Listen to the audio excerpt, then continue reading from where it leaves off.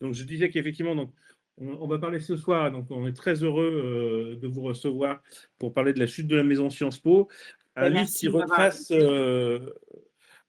au moins les 20 dernières années de Sciences Po. Alors, pour moi, c'est un moment un peu particulier parce que ma première télé, c'était face à Richard Descoings pour les conventions ZEP, quand il venait d'annoncer les conventions ZEP. Et Ah certaines oui. choses qu'on avait annoncées à l'époque finissent par se retrouver un petit peu aujourd'hui. Donc, Mmh. ce que je propose, c'est effectivement ce qui est intéressant, c'est de voir un petit peu d'où on part pour comprendre un peu les problèmes qu'a aujourd'hui Sciences Po, savoir aussi s'il y a les solutions. On a à peu près on a un petit peu 1 heure à peu près pour traiter un peu de tout ça. L'idée, c'est peut-être de faire un peu sous forme de questions-réponses. Il y aura des Oui, questions. Alors, je vous invite, ceux qui nous écoutaient, à poser vos questions plutôt dans l'onglet questions. Et je ferai, moi, votre porte-parole. Je sélectionnerai les questions au fur et à mesure. Mais on va essayer peut-être pour planter le décor, déjà, Caroline, est-ce que tu peux nous rappeler quelle est l'histoire et pourquoi, en fait, Sciences Po a été créée? Parce que c'est assez intéressant quand même de se rappeler d'où ça vient. oui. Alors Sciences Po, oui, ça a été créé il y a 150 ans, juste après la défaite de Sedan et dans l'esprit de son fondateur Émile Mouton, il s'agit de recréer les élites qui ont démontré leur faillite avec, Sedan. Elle est créée aussi, un peu avant la 3e République, donc elle est très imprégnée de cet, esprit, républicain, laïque. Elle se développe, au cours du XXe siècle en formant au grand corps de l'État et puis, elle manque d'être nationalisée en 45 après la guerre, sous pression des communistes qui créent à ce moment-là l'ENA. Elle arrive à se repositionner et c'est à partir de là qu'elle sera une super préparation à l'ENA et puis, elle reste une petite école, qui est comme une sorte de salon bourgeois qui forme des élèves du 7e qui se destinent à l'ENA. Un peu pour caricaturer jusqu'à l'arrivée de Richard Descoings, qui va la diriger de 1996 à 2012, donc jusqu'à sa mort, et qui va réellement la transformer, la réformer en la Alors, faisant. juste pour revenir justement un petit peu sur cette période justement près des coins, l'objectif de Oui, l'école, c'était à la fois quoi, dans l'ADN de l'école, on a à la fois la volonté de créer des élites républicaines, voilà, plutôt fonction d'État, et il y a aussi quelque voilà. chose qui est important, c'est de créer un modèle, et tu en parles. Alors, excusez, on se voit, on se tutoie, je ne sais plus. Oui, on se Euh, tutoie. tu en parles. C'est une école aussi qui a vocation à être originale dans le paysage des écoles et des universités françaises et à garder son Mmh. indépendance. Et Voilà, c'est ça. ça, vas-y, explique peut-être Oui, comment ça s'est bah, constitué, parce que ça va être après très important dans la suite oui. des événements. Émile Boutmy, justement, voulait pas que ce soit une université, qui était un peu, le symbole de la faillite de ces élites. Il voulait pas non plus que l'école soit trop proche du pouvoir. C'est pour ça qu'il a mis en place un système avec beaucoup d'enseignants vacataires qui viennent, du milieu professionnel. Aujourd'hui, c'est la haute fonction publique, mais c'est tous les secteurs, économiques et qui gardent un peu qui gardent complètement même les pieds dans leur secteur, qui ne sont pas déconnectés. Et aujourd'hui, ça reste puisque 90 des profs sont toujours, des vacataires. Mais il y a une tendance aujourd'hui à Sciences Po, alors ça, on en parlera peut-être plus Mhm. tard, à s'universitariser, donc avec des professeurs, de l'université, des enseignants, chercheurs permanents qui viennent du CNRS. Ça, c'est pour être dans la compétition mondiale, mais finalement, ça fait perdre un peu à Sciences Po son ADN et cette culture d'indépendance. Et donc, effectivement, tu disais bon, une grande période assez calme jusqu'à l'arrivée de Richard Descoings, Voilà, qui va effectivement mettre son qui va tout empreinte et qui va. chambouler. Oui. Alors, raconte-nous un petit peu, parce que effectivement, c'est une période que certains d'entre nous ont vécue en direct, Oui. le règne du roi Richard. Voilà, c'est ça. Alors il l'a dépoussiéré. Je pense que c'était peut-être un moment où il fallait que Sciences Po se réforme pour qu'elle ne vivote pas et puis pour qu'elle entre dans la compétition internationale. Donc il l'a fait grossir, il a ouvert des campus en région, ce qui fait qu'aujourd'hui on en a 6 à part Paris, ce qui est d'ailleurs pas toujours très visible pour tout le monde, à Menton, au Havre, à Strasbourg. Il l'a aussi beaucoup internationalisé, en concluant des accords avec, beaucoup d'universités américaines, mais pas seulement. Et puis, il a aussi mis en place, ce que tu disais au début, la discrimination positive avec les conventions ZEP, et c'est un peu, enfin, c'est sa signature qu'on retient le plus et qui est encore très présente aujourd'hui, puisqu'il y a cette volonté de l'école de diversité sociale. Et ça, effectivement, dans l'école, ce qui est intéressant, ce qu'on voit, c'est effectivement une volonté de Richard Descoings qui va être poursuivie après par ses successeurs, c'est de diversifier, mais surtout d'élargir et de grossir. Il y a une course à la taille Voilà, de l'établissement. Est-ce que exactement, tu peux puisqu'il expliquer disait pourquoi c'est aussi important pour eux, cette course à la taille? parce qu'il voulait être présent, à l'international, et qu'à l'international, Sciences Po encore aujourd'hui, malgré ses 15 000 étudiants, à l'époque de Descoings, je crois que c'était 4 000, ça reste encore une petite entité. Et il disait qu'il voulait en faire une Harvard à la française. Donc c'était ça l'idée, de grossir et donc de se développer tous azimuts en dépassant la seule, chose pour laquelle était identifié, c'est-à-dire la préparation ELENA et la haute fonction publique, en créant plein d'écoles. Aujourd'hui, on a 7 écoles. On a l'école des affaires publiques, qui est l'ADN de l'école, mais on a aussi l'école de management, l'école de journalisme, l'école d'urbanisme. Voilà, l'idée, c'était de grossir, d'être présent sur la scène internationale et de s'imposer aussi en France et de faire parler d'elle, ce qu'il a largement réussi.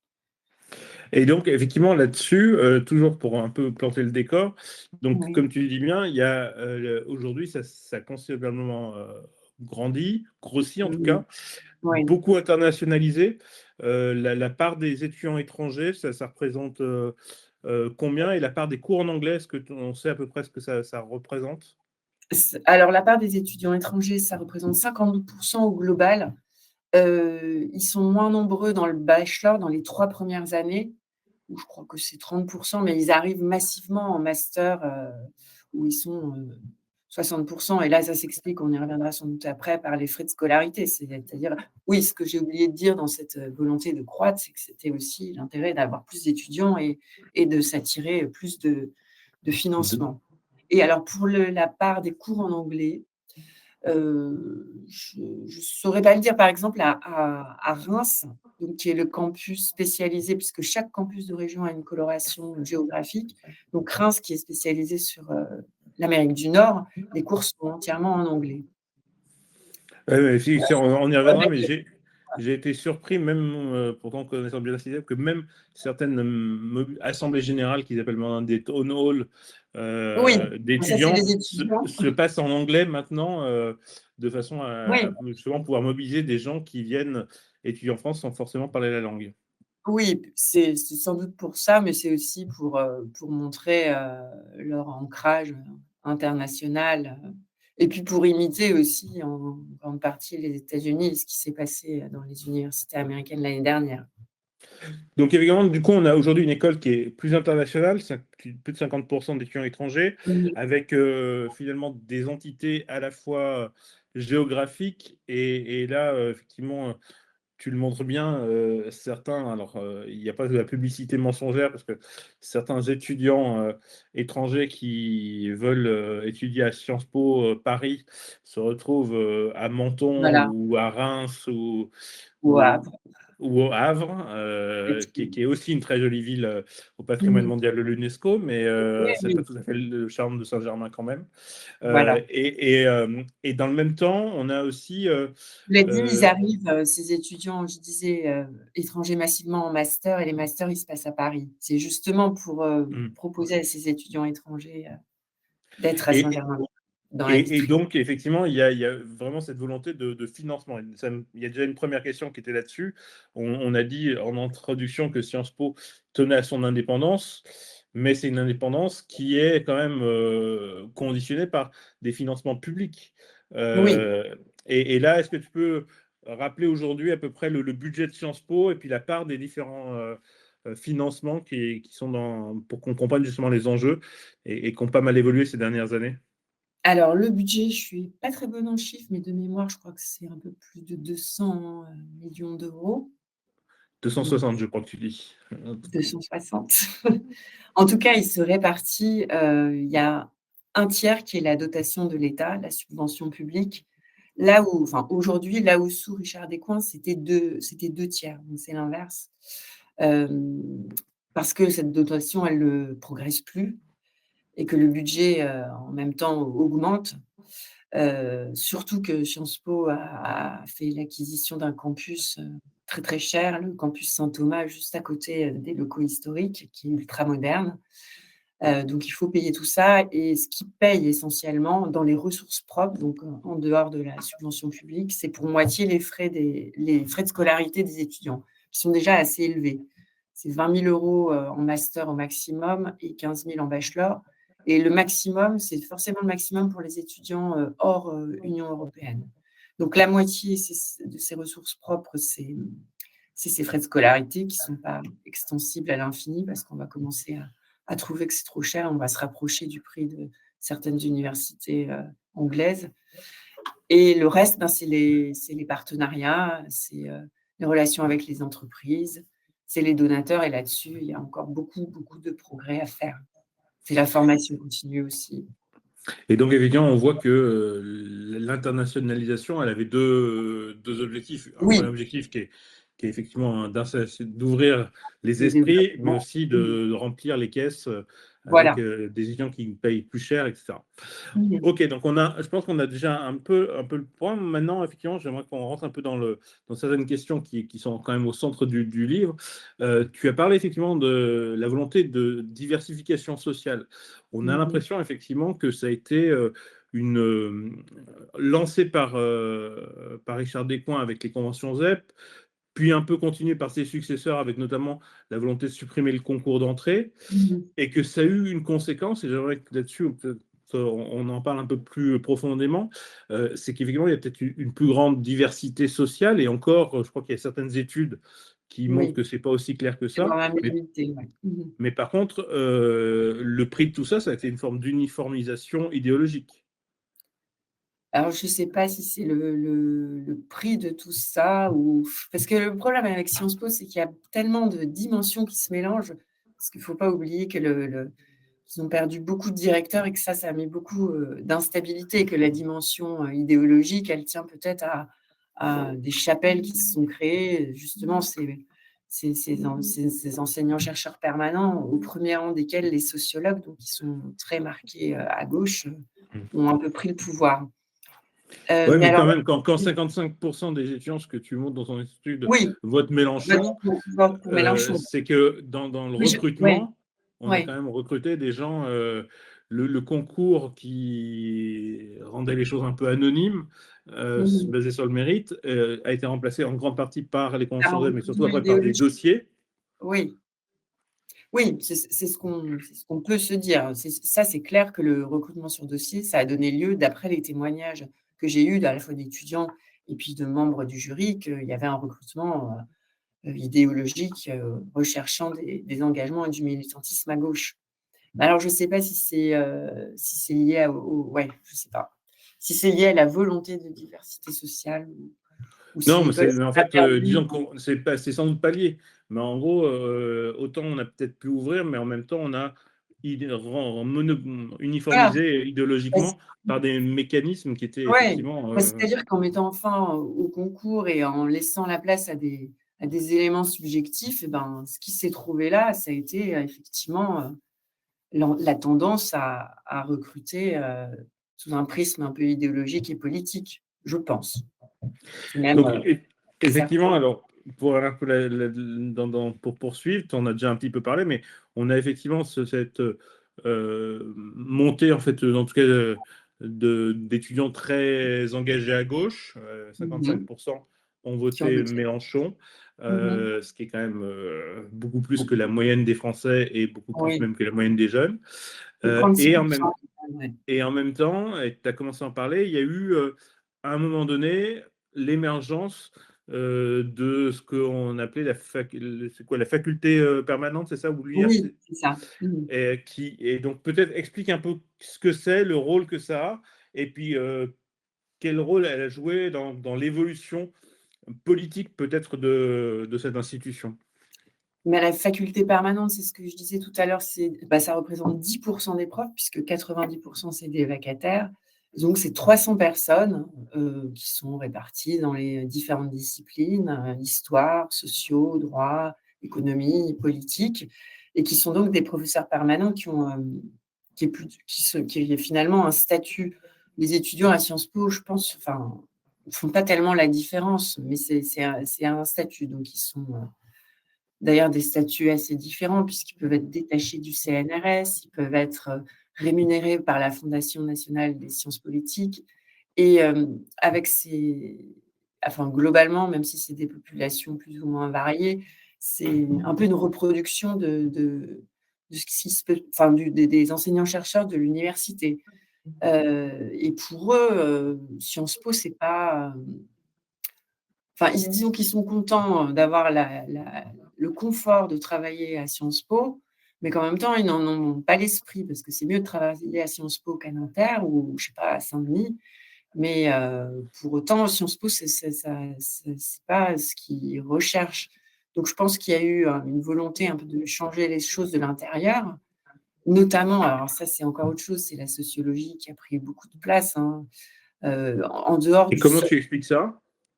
Et comment tu expliques que Je la pense que sociologie a pris autant de...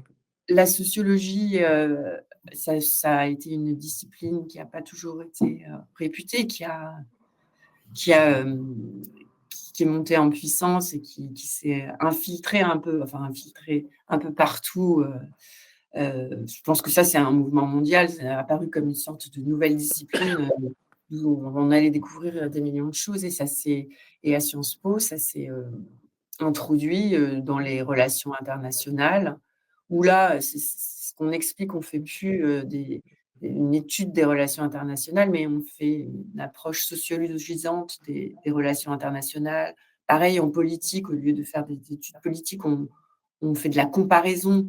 Voilà, on retombe dans tout ce qui est sociologie. Et c'est ces sociologues qui ont parlé très fort, je pense aussi, hein, qui sont peut-être plus militants que d'autres, plus militants que des juristes ou que des économistes même, ont pris beaucoup de place. Euh, D'ailleurs, en faisant prendre des positions à Sciences Po, en faisant penser que c'était l'institution qui la prenait à certains moments, alors que c'était simplement une partie de ses enseignants. Et ça a été permis par le fait qu'il y a eu enfin, il y a eu plusieurs fois des directeurs qui sont partis Oui. dans des conditions On va revenir là-dessus, effectivement, voilà. parce que c'est extrêmement important. Et juste pour finir effectivement sur la sociologie, c'est qu'effectivement, on a eu l'impression que à la fois, il y a eu cette, comme tu dis, c'est un mouvement qu'on retrouve Oui, dans les universités, effectivement, souvent des enseignants-chercheurs qui sont à la fois extrêmement engagés et militants et qui ont une pratique de la science militante, donc ils sont capables d'être plus actifs pour imposer leurs idées et pour mmh, s'auto-promotionner. voilà, On a eu le mouvement aussi international des études intersectionnelles et on s'aperçoit quand même que Sciences Po était un terreau fertile puisque tu le rappelles, dès 2011, oui, Richard Descoings crée une chaire consacrée au sur le genre. genre. Oui. Et donc ça, Oui, effectivement, oui. Et à ce vas-y, moment-là, vas-y. d'ailleurs, il y a une polémique parce que, il y a des manuels scolaires pour le lycée, qui introduisent cette notion et à ce moment-là, ça crée une polémique, c'est à peu près en 2012 et à ce moment-là, on interroge, on se dit, on regarde du côté de Sciences Po, on voit qu'il y a cette chaire qui s'appelle Présage et on interroge Richard Descoings qui se satisfait d'être à la pointe, de la recherche. Ouais, parce que pour lui, Le revendique. c'est aussi une volonté, en gros, d'avoir les standards internationaux, de ressembler à Berkeley, qui est toujours à Voilà, c'est fond ça, tout et à fait. effectivement, on va avoir, alors t'en parles pas là par contre, mais ça va être le début de la Queer Week à Sciences Po. Ah oui, oui, c'est Euh, vrai. Il y a certaines choses que j'ai pas pu. il y a quelques C'était en quelle année ça? La Queer Week, ça a duré plusieurs années, mais ça a dû commencer en 2012-2013 et ça a duré Ouais. quelques années. Je ne sais pas si ça existe encore, mais après, on a eu le Hijab Day Oui, et alors le hijab, je sais pas si j'en parle. le Hijab Day, c'est plus tard. Mais en tout Ouais. cas, voilà, on voit Mais bon, effectivement. après, il y a aussi l'élément, enfin, je sais pas dans quelle mesure ça joue, mais en tout cas, c'était connu et revendiqué de l'homosexualité de Richard Ouais, Descoings. Voilà. ok. Alors, justement, une question qu'on pose tout de suite, avant d'aller un peu plus loin. Le corps enseignant vacataire est-il aussi marqué politiquement que les étudiants ou que les profs d'université ou du CNRS? J'ai l'impression, oui, je pense qu'on peut le dire, ouais. Ouais, Ouais. ouais. Et comment ils sont recrutés eux aussi? Parce que effectivement, ils sont très Et nombreux. Ils sont non, tu les disais les vacataires. vacataires? Ah non, Ouais. non, non, je pense que les vacataires, c'est très, très varié, quoi. Ils sont recrutés, alors ça dépend dans le livre, il y a quelqu'un qui me raconte que tout Paris peut enseigner à Sciences Po, qu'on est bien content d'enseigner à Sciences Po, donc on a aussi bien, Bernard Cazeneuve qui donne un cours sur la sécurité intérieure, que des banquiers d'affaires dans un master, finance et stratégie, ça se fait, je sais pas, c'est un peu toujours comme Sciences Po, ça se fait heu, de manière où on s'arrange, quoi. Ce Ouais. qui ce qui peut avoir un côté, sympathique, mais ce qui paraît en tout cas pas toujours clair. Moi, j'ai eu beaucoup de mal à comprendre, toutes les catégories d'enseignants à Sciences Po, les statuts, comment on les recrute, et cetera.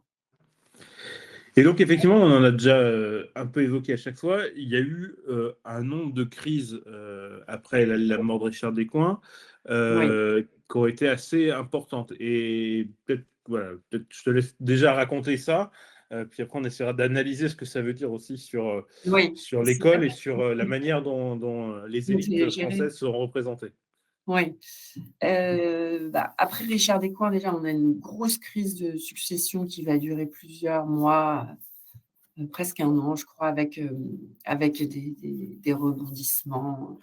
Parce que Richard Descoings, comme tout le monde le sait, il a été retrouvé mort à New York dans la chambre d'un hôtel et d'ailleurs, il n'était pas prévu de dispositif de succession puisque jusqu'alors, jusqu'à Richard Descoings, c'était le directeur qui adoubait un peu son successeur. Donc là, on se retrouve dans une crise. Bon, il y a eu beaucoup de candidats, beaucoup de déçus, beaucoup de drames. On a eu notamment Jean-Michel Blanquer, qui était le futur ministre de l'Éducation, voilà, pour finalement arriver à la nomination, de Frédéric Mion, donc un énarque comme Richard Descoings, sorti du Conseil d'État comme Richard Descoings, qu'on ne connaissait pas, qui est resté, pendant 8 ans et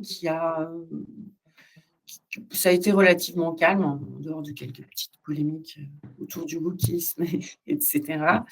Et puis ensuite, on a surtout, l'affaire Duhamel. Donc Olivier Duhamel qui est un grand constitutionnaliste qu'on connaît dans le petit monde politico-médiatique, mais qui a surtout beaucoup enseigné à Sciences Po et qui est le président de la Fondation nationale des sciences politiques et qui démissionne en 2021 après la parution du livre de sa belle-fille Camille Kouchner qui l'accuse d'inceste. Et à partir de ce moment-là, les yeux se tournent pas tout de suite vers Sciences Po, puisqu'il Olivier Duhamel est connu par ailleurs, il préside le siècle.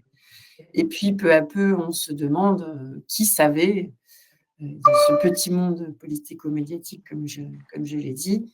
Et de fil en aiguille, au fil des semaines, il se révèle que Frédéric Mignon était au courant. Donc il démissionne et là c'est une grosse crise pour Sciences Po puisque c'est là que justement c'est le symbole de ces élites, heu, déconnectées qui vivent entre elles, qui protègent le secret, voilà. Et ensuite, pour finir, ah ça c'est la cerise sur le gâteau, Frédéric Mignon est remplacé par, Mathias Vichra, qui est un copain de promo d'Emmanuel Macron, qui est énarque aussi, qui vient pas du Conseil d'État, qui a écrit un essai sur le rap.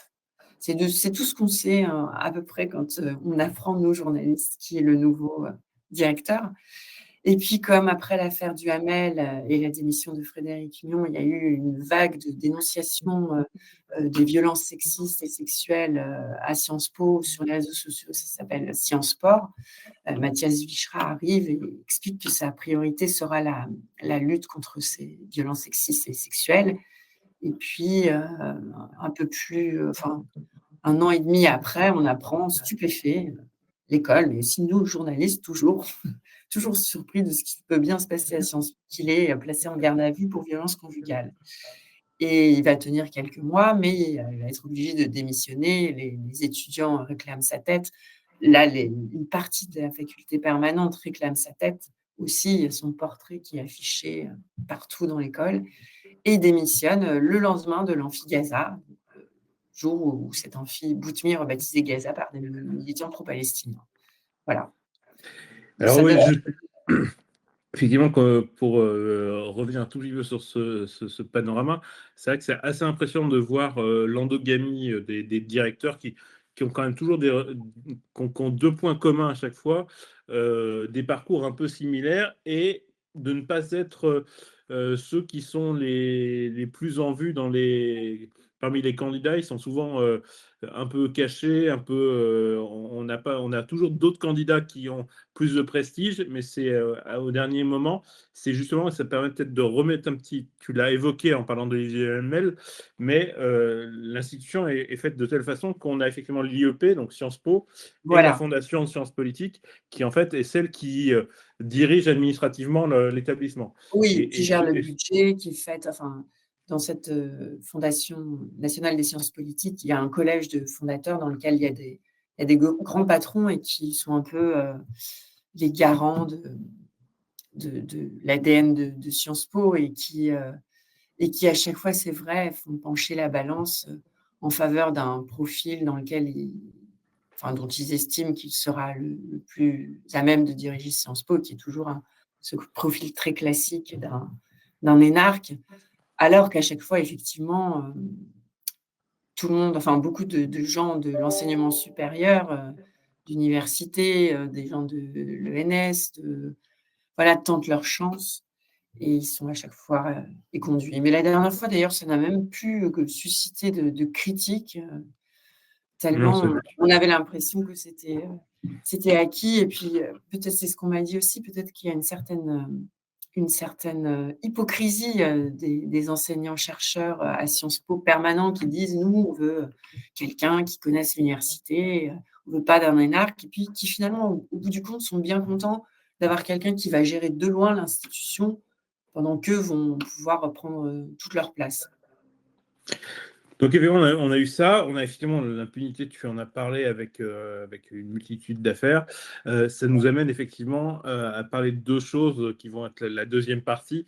Un, la réputation aujourd'hui de l'école, et deux, son extrême politisation, et notamment depuis le 7 octobre. Donc peut-être déjà faire un petit point sur l'état. J'ai vu qu'il y avait une question là sur le chat qui demandait si on peut toujours considérer Sciences Po comme une bonne école.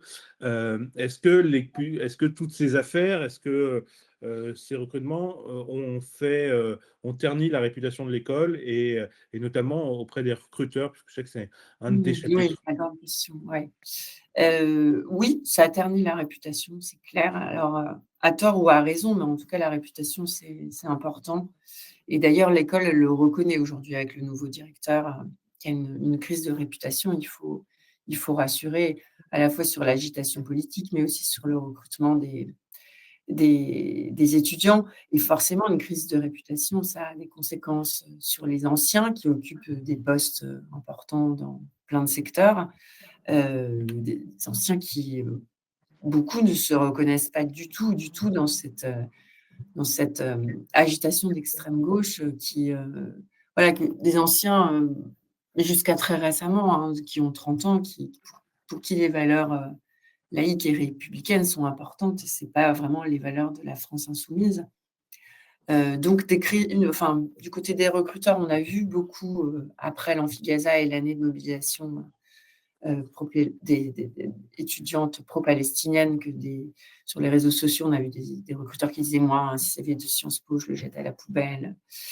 Alors je pense qu'il y a 2 choses là-dedans, c'est-à-dire qu'il y a toujours comme je disais tout à l'heure, il y a des professionnels d'entreprises qui interviennent à Sciences Po et qui connaissent très bien Sciences Po.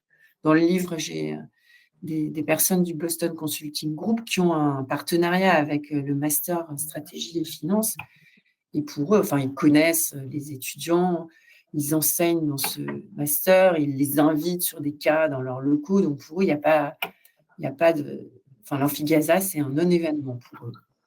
Ensuite, il y a quand même des doutes. J'ai aussi un cabinet d'avocats d'affaires qui est présent à New York, qui lui et lui-même, en plus, est un ancien de Sciences Po il constate non seulement qu'en droit, les étudiants sont moins pointus que par le passé, et aussi il n'a pas envie de se retrouver affiché pour une raison ou pour une autre sur les réseaux sociaux, alors même qu'ils ont dans ce cabinet des associés juifs à New York. Et puis enfin, derrière Sciences Po, on voit aujourd'hui on a la marque Sciences Po, mais on a une multitude, je le disais tout à l'heure, d'écoles, de masters qui vont des droits humains à la finance et à la stratégie. Donc certains recruteurs n'y voient pas clair. Et puis après, chacun voit midi à sa porte, hein, quand on est une ONG et qu'on veut recruter des étudiants du master droit humain, dont d'ailleurs l'un des leaders, dont un des diplômés était leader du comité Palestine et qui aujourd'hui est le collaborateur parlementaire de Rima Hassan. On est bien satisfait de cette formation au militantisme. Et puis, quand on veut recruter dans la haute fonction publique, voilà, on sait qu'un étudiant de Sciences Po qui aura réussi, qui sera formé à l'ENA, ce sera quand même un bon étudiant aussi, même si il y a des critiques par ailleurs sur l'ENA. Alors justement, tu as parlé un peu de ce profil très particulier de ce nouveau collaborateur de Rima Hassan. Oui. C'est assez intéressant parce que moi, c'est un sujet que je traite depuis quelques années, qui peut paraître comme un oxymore, qui est l'islamo-wokisme, qui est un concept Oui. qui a été créé par un professeur de l'université de George Washington qui s'appelle Lorenzo Vidino. Et en fait, on a vraiment l'impression que cet étudiant-là est le symbole même de l'islamo-wokisme.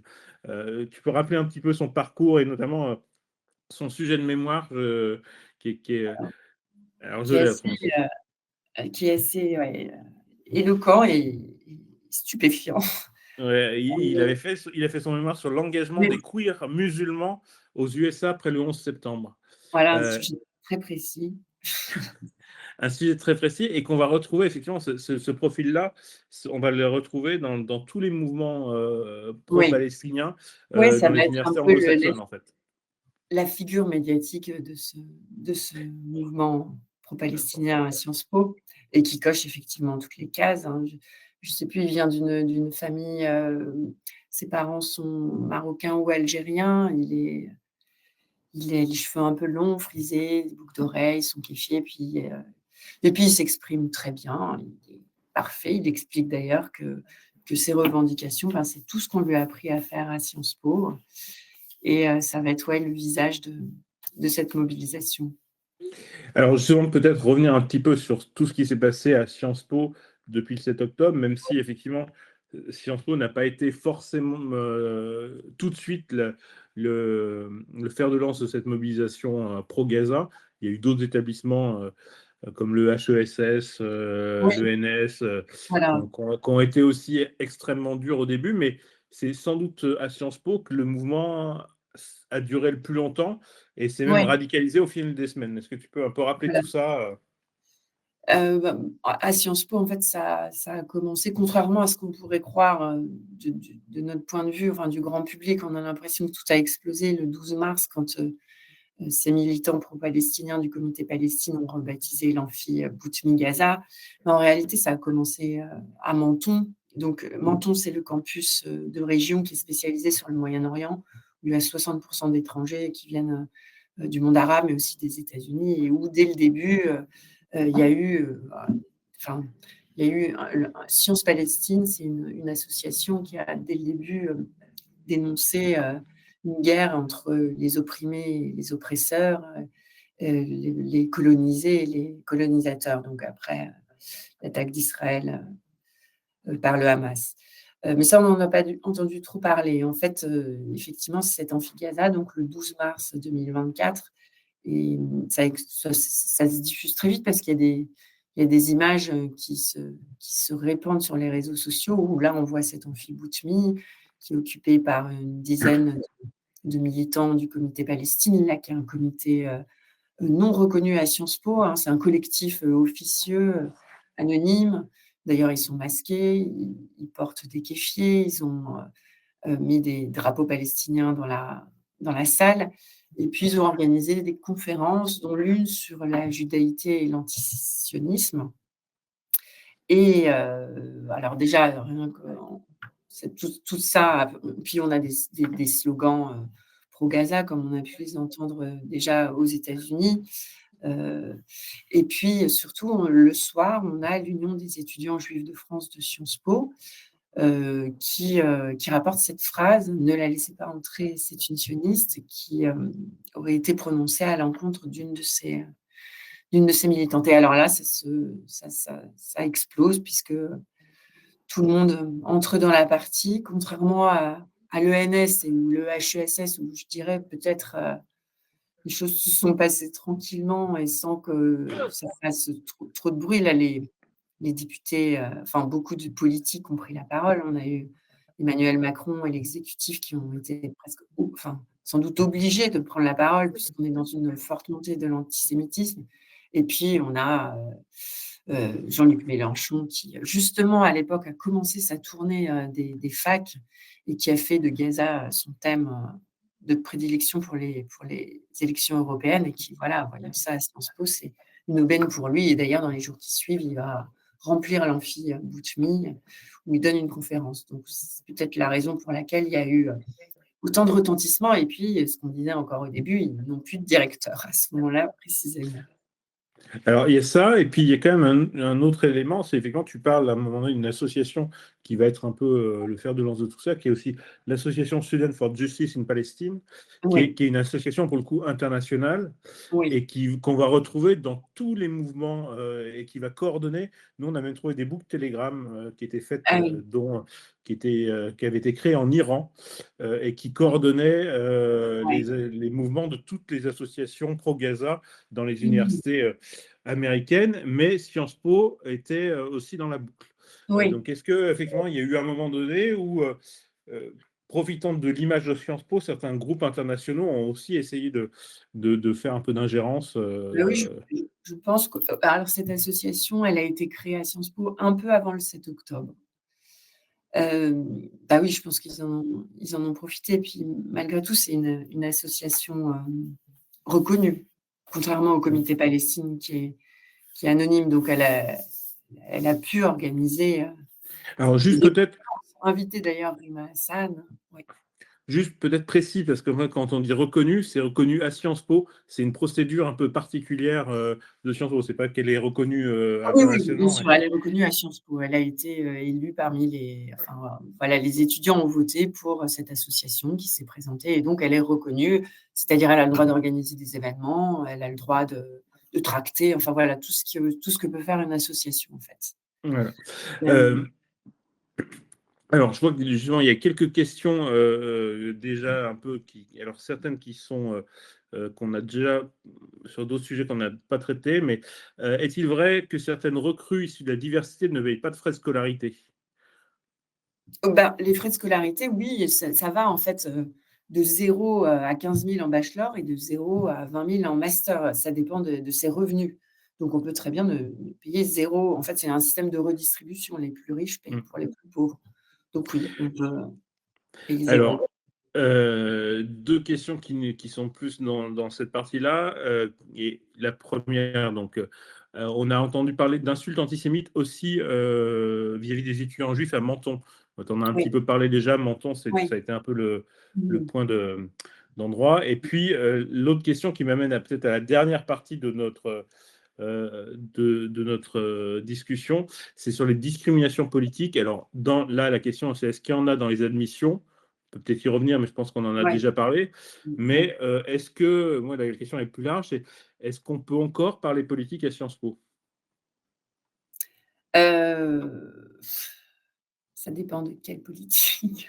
Oui, Est-ce qu'on peut débattre, en fait? C'est oui. plutôt ça la Est-ce qu'on peut question. débattre? Oui, c'est ça. Oui, parce qu'en plus, Sciences Po, c'est vraiment le symbole du débat intellectuel, du pluralisme. Et ben, j'ai l'impression que non, on ne peut pas tellement débattre. D'ailleurs, certains n'ont pas envie de débattre. Parce que, comme on l'a dit, 55% des étudiants ont voté pour Mélenchon. Ça ne veut pas dire que ce sont tous des mélenchonistes à Sciences Po, mais enfin, ça veut dire qu'il y a qu'il y a une oreille très favorable à LFI et les militants de LFI, eux, ils sont dans une logique de lutte contre le pouvoir en place, contre les syndicats, les partis traditionnels. Donc, forcément, on peut pas, il n'y a pas tellement de place pour le débat. Et c'est d'ailleurs paradoxal parce que pour LFI, Sciences Po, c'est typiquement une institution qui, même si elle s'est ouverte socialement, reste quand même à 70% composée d'étudiants socialement favorisés. Pour LFI, c'est ce symbole de reproduction sociale tel que décrivait Bourdieu et c'est ce symbole à abattre. Donc pour eux, il n'y a pas tellement de débat. Alors ensuite, est-ce que au-delà du débat, est-ce que les autres partis sont représentés? Plus ou moins quand même, peut-être plus que dans une université, je ne sais pas, je ne me rends pas trop compte, mais comme Tolbiac ou Saint-Denis. En 2022, il y a eu une antenne du parti d'Éric Zemmour qui s'est quand même créée, comme cette association Students for Justice in Palestine, qui a recueilli suffisamment de voix pour exister. Enfin, ça vivote du côté des partis traditionnels, que ce soit les jeunes républicains, les jeunes macronistes, les jeunes socialistes. C'est un peu à l'image, en fait, du paysage politique actuel. Et en tout cas, ce qu'on peut dire aussi, c'est qu'être de droite à Sciences Po, ou du moins avoir une opinion opposée à cette doxa ambiante, c'est très difficile. Et ça se joue sur les groupes WhatsApp des étudiants de promo, où en fait, certains racontent, enfin, même des gens qui n'ont pas forcément une opinion politique arrêtée, voilà, qui expliquent qu'ils n'osent même pas mettre un j'aime ou un smiley à une opinion qui pourrait être divergente, quoi. Ouais, ça, c'est assez intéressant. On voit qu'effectivement, petit à petit, cette fameuse cancel culture, elle s'est répandue via Oui, les boucles WhatsApp.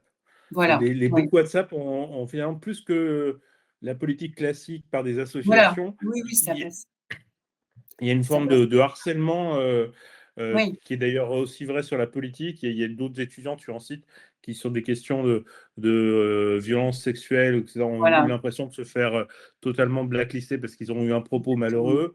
Mmh. Et donc ça, effectivement, on a cette impression-là. Et d'ailleurs, quand on parle de est-ce qu'on peut encore débattre, ce qui était intéressant, tu le rappelles dans ton livre, au moment où on parle de l'amphi-Gaza, ils considèrent que l'amphi-Gaza doit être un safe space et qu'il n'y ait pas Oui, de... ben voilà, Alors il peut-être raconte un petit justifie. peu ce que c'est pour eux un safe space, et Ben, c'est la c'est négation un du endroit débat. où on pourra parler, bah, tranquillement comme son nom l'indique, mais alors dans leur esprit, c'est de ne pas laisser entrer d'étudiants, je sais pas, pro-israéliens ou juifs ou sionistes, parce que oui, ils ont expliqué qu'ils ne voulaient pas se retrouver sur les groupes, enfin, ils ne voulaient pas se retrouver dans les médias. Voilà, c'est ça leur concept du safe space. C'est comme des réunions racisées, Ouais, mixées. Enfin, voilà, c'est un peu cette idée c'est qui l'objectif, c'est en gros d'être, c'est considéré, et ça c'est à la base même du wokisme qu'on a beaucoup dénoncé voilà, à Sciences Po, c'est considérer qu'une opinion ou un argument peut être une violence et que du oui, coup, pour se protéger, c'est de créer un espace où on n'aurait que des gens qui seraient d'accord avec nous parce que non, ça nous mettrait en insécurité d'avoir quelqu'un qui nous remette en question. Ce qui est oui. Je effectivement... sais pas si tu crois que ça va jusque-là? Je sais Ah oui, pas. oui, pour le coup, le safe space, c'est Un vraiment peu ça, hein. absurde. C'est vraiment ça, mais non, c'est vraiment ça, puisque en fait, on considère, et c'est le grand débat sur de la politique avec eux, c'est que l'argument n'est plus un argument puisque c'est une identité. Et si vous remettez en cause Oui. quelque chose, pour eux, leur engagement pro-Gaza, par exemple, n'est pas simplement un engagement politique, c'est un engagement identitaire. Et donc, Mmh. effectivement, remettre ça en cause, c'est les violenter. Oui. Et donc, c'est cette fameuse génération offensée dont parlent beaucoup Mmh. de personnes.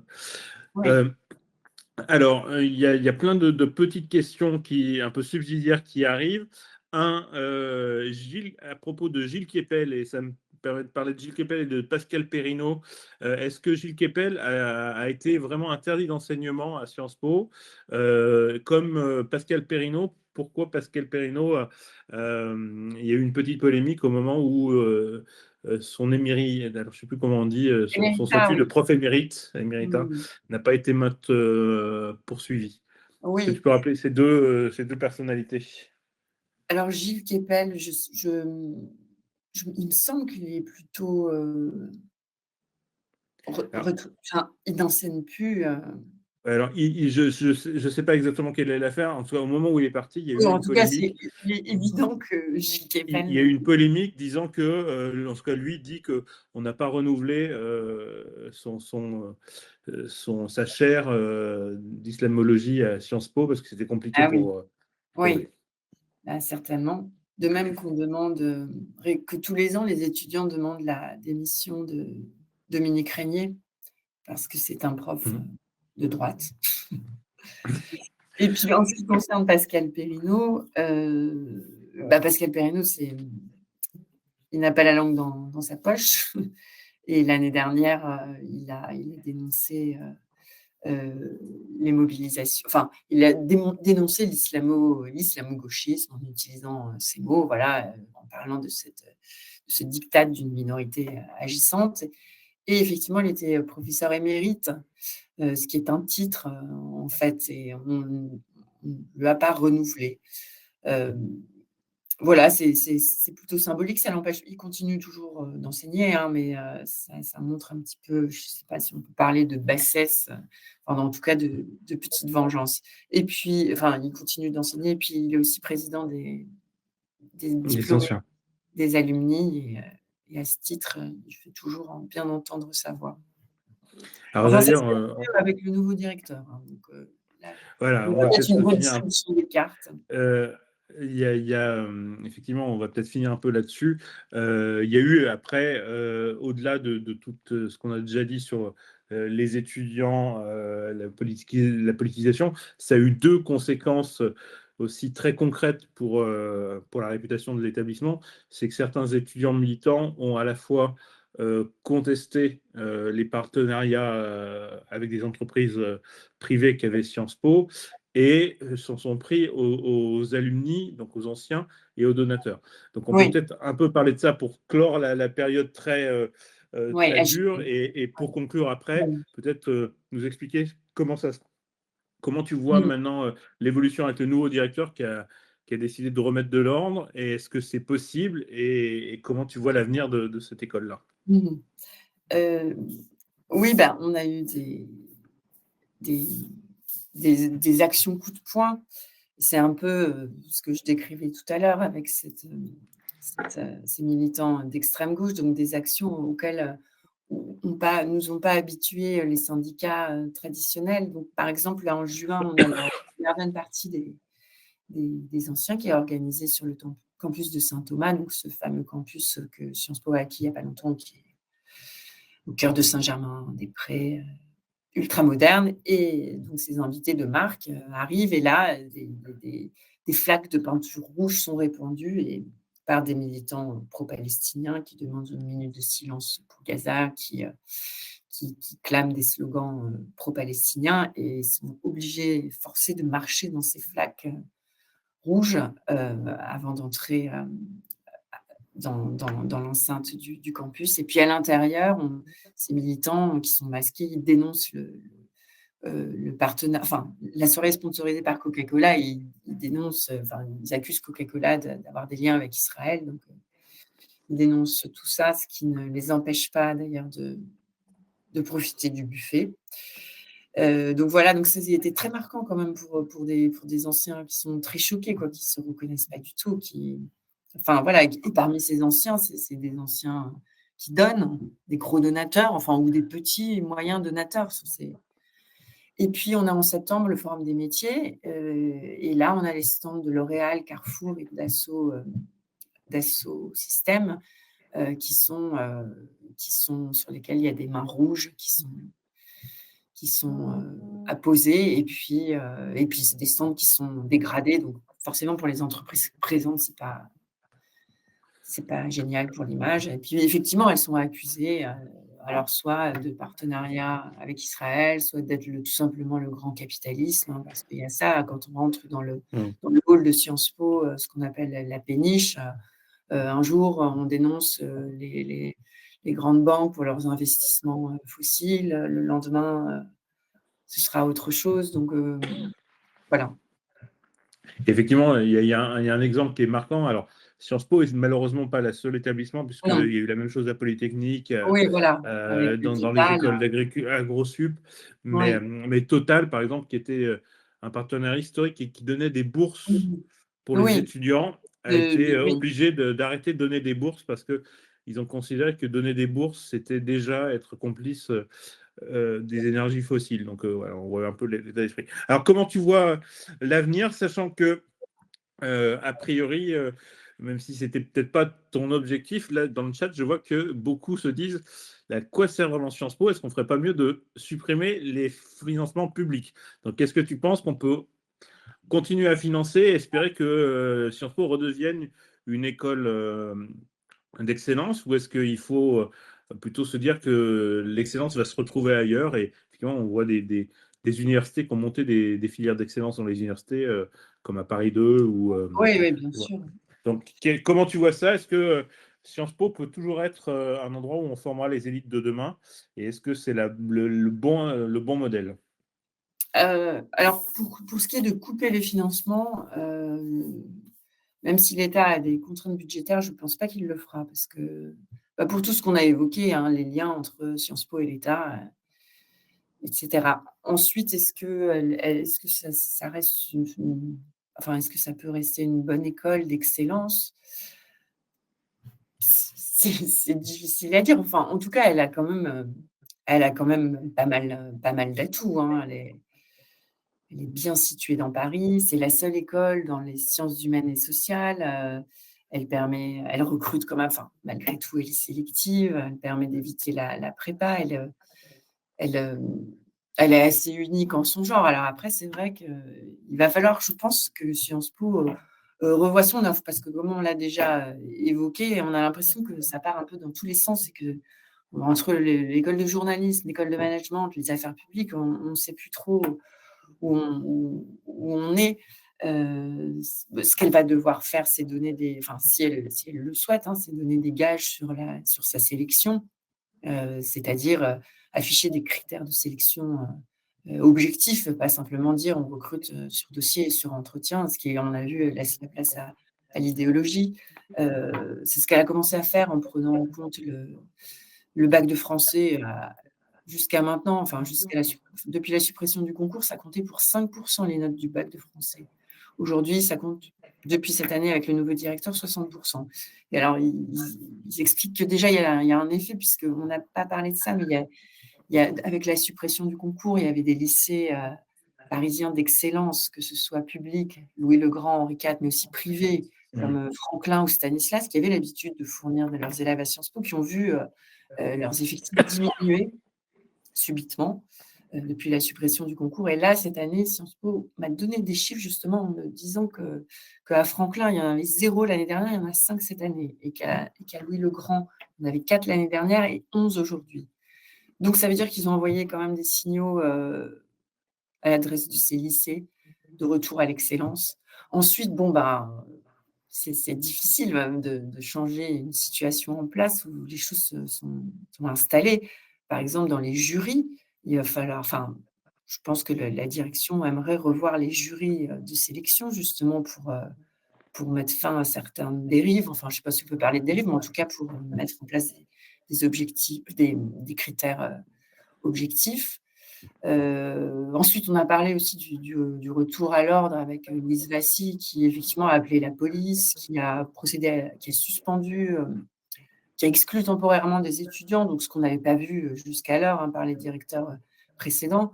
Mais ce qui est difficile, là aussi, c'est que là, il y a une situation qui est bel et bien présente avec des sections disciplinaires qui sont composées d'étudiants et d'enseignants dont il est clair que certains sont assez militants et favorables au mouvement étudiant, donc peu prompts à sanctionner. Donc voilà, il va falloir voir ce que ça donne, mais ensuite, il y a le problème du budget qui est pas simple, surtout que le directeur peut pas augmenter les frais d'inscription Et l'argent, ben, c'est le nerf de la guerre justement pour une université. Donc on est un peu au milieu, du gué. On a de bonnes intentions du directeur, mais en même temps, oui, on a une situation qui est là et qui s'est pas construite du jour au lendemain, hein, avec toutes C'est- ces polémiques qu'on a dont on a parlé et puis cette, forte politisation, cette forte progression de l'extrême gauche. On a un peu l'impression que Richard Descoings, en fait, avait créé Mais les graines, une école un peu à son image, grandiloquent, avec plein de choses, et que derrière, les successeurs ont eu du mal à assumer un costume trop grand, trop cher et trop politisé. Parce oui, que c'est ça. Et en même temps, ça les a en même temps, Richard Descoings, je sais plus, c'est quelqu'un dans le livre qui me dit ça a rendu, le poste de directeur de Sciences Po, désirable. bah, Donc financièrement déjà. alors financièrement, bien qu'il gagne beaucoup moins que Richard Descoings. Il Ouais. gagne que Mais plus 200 qu'un 000 président €. d'université qui a 4 ou 5 Ouais. fois plus d'étudiants. Ouais, ouais, non, bien sûr. Et puis, ouais, c'est un poste où on est en vue, où on peut espérer que ce soit un tremplin pour, la suite. Mais alors, c'est vrai, ça l'a rendu désirable, mais effectivement, le costume est peut-être, trop grand. Alors là, on a un directeur qui fait plus, profil bas, qui a l'air plus discret et qui parle pas de sa vie privée, enfin voilà, voilà, on va voir. Bon, bah, alors peut-être dernière question, est-ce que tu conseillerais à Sciences Po maintenant encore, ou est-ce que tu peux conseiller d'autres établissements pour quelqu'un qui serait brillant et qui Tout voudrait, dépend. Tout dépend de ce qu'on veut faire, hein. Moi, j'ai pour le rencontré journalisme par exemple, pour le journalisme, l'école de journalisme de Sciences Po ou le CFJ ou d'autres écoles? moi étant, presse écrite, pour moi, c'est l'école de Lille. Heu, je me rends pas bien compte, mais de toute façon, les journalistes sont et les écoles de journalisme sont essentiellement à gauche, donc Aussi, ouais. bon après on a c'est une jeune école de journalisme à Sciences Po, donc ils ont pris le tournant du numérique, je sais pas. Alors ensuite, globalement, pour Sciences Po, tout dépend de ce que l'on veut y faire, hein. Tout dépend, si on est brillant, on a une série de possibilités. On peut faire, une classe prépa. D'ailleurs, les profs de Louis le Grand, déconseillent à leurs élèves de faire Sciences Po. Pour eux, il vaut mieux faire une classe prépa. On y apprendra Mm. beaucoup plus de choses. Tout dépend de ce que l'on recherche, et puis de la voie qu'on va choisir, hein, si on veut se préparer à l'ENA ou si on veut, être militant dans une ONG ou si on veut être banquier, ou si on veut être avocat d'affaires. En fait, tout ça est quand même possible avec Sciences Po. Et c'est, je pense, ce qui séduit les étudiants, c'est qu'on entre et que, un peu comme dans les classes prépa, on est dans quelque chose de généraliste et ensuite on va se spécialiser. Après, il y a effectivement la critique que, on forme à Sciences Po essentiellement des commentateurs, Mhm. et que bon, bah, c'est pas la même chose de faire Normal Sup que de faire Sciences Po. Il y a une différence entre Sciences Po et les classes prépa, c'est que les classes prépa, le taux d'échec peut être assez important, malgré le Oui, travail, bah, Sciences Po, alors que Sciences Po, une fois qu'on est rentré, on il y a sort. assez peu d'échecs. Ouais. Mais c'est Bon, d'ailleurs, des choses sur lesquelles ils s'interrogent. Bon, enfin, bon, après, il faut voir, hein, sur, est-ce qu'il faut faire redoubler, certains dont le niveau serait pas très bon? Ou est-ce qu'il faut, remettre, enfin, il existe toujours un oral pour sortir, mais c'est plus la même chose que par le passé. Et c'est une question d'ailleurs générale aux grandes écoles, hein, où une fois qu'on est mm. entré, eh ben, on a fait le plus dur. Mhm. Merci beaucoup, Caroline. Donc, je rappelle le livre La chute de la maison Sciences Po aux éditions du Cerf. Et effectivement, on a vraiment une très bonne. Pour ceux qui ont vécu ça, on retrouve toute l'histoire et on comprend mieux plein d'événements qu'on a connus, pourquoi finalement on en est arrivé là, parce que tout se met en place et il y a plein d'anecdotes, il y a beaucoup de Oui, témoignages. Donc, merci beaucoup, Caroline, et merci à à très vous. bientôt. Merci à vous. Au revoir. Au Au revoir revoir. à tous.